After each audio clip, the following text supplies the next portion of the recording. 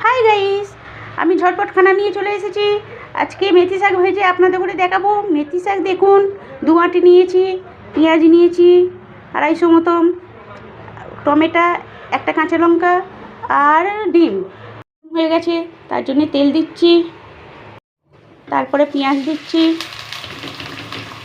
একটু লাল হবে তখন আপনারা নুন, আদা রসুন দিয়ে দেবেন। নুন আদা রসুন দিয়ে একটু ভুনে নেবেন। এইরকম খানা আপনারা এরকম মেথি শাক ভাজি কোনো দিন খাননি, হেভি লাগে। আপনারা রুটি দিয়ে, ভাত দিয়ে, যা ইচ্ছে তাই দিয়ে আপনারা খেতে পারবেন। এবার হলদি, জিরে, ধনে, লঙ্কা দিয়ে আমি ভালো করে ভুনে নেবো। আমি পানি দেবো না, ভালো করে ভুনে নেবো। এইটি দেখুন লাল লাল হয়ে গেছে। এবার টমেটো আর 2টো কাঁচা লঙ্কা দিয়ে দিচ্ছি।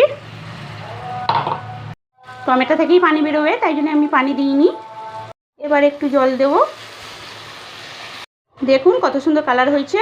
জল দিয়ে আমি এরকম 5 মিনিট রেখে দেবো যেন সব সেদ্ধ হয়ে যায়। টমেটো, কাঁচা লঙ্কা, পেঁয়াজ সব সেদ্ধ হয়ে যায়। ঠিক আছে,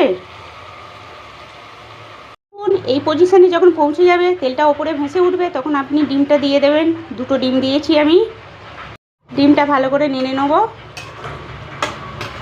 আপনারা কোথায় কোথা থেকে ভিডিওটা দেখছেন আপনারা আমাকে কমেন্ট করবেন, শেয়ার করবেন আমার ভিডিওটা। আর শাকটা দিয়ে দিলাম আমি। শাকটা একটু নেড়ে দেবো, একটুখানি হয়ে যাবে।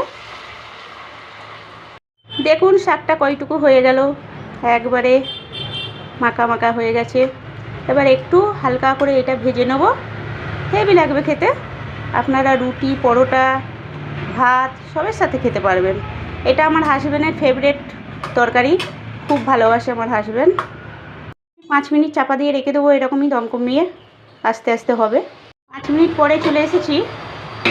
এবার দেখবো তরকারিটা কেমন হয়েছে। ওয়াও, যাকে বলা যায় জাস্ট ওয়াও, হেবি সুন্দর টেস্ট। আপনারা খাবেন, এরকমই মাখা মাখা থাকবে, বেশি ভাজবার দরকার নেই। আর একদম এরকম থাকবে, নাববে নেবেন। আমার রান্না রেডি।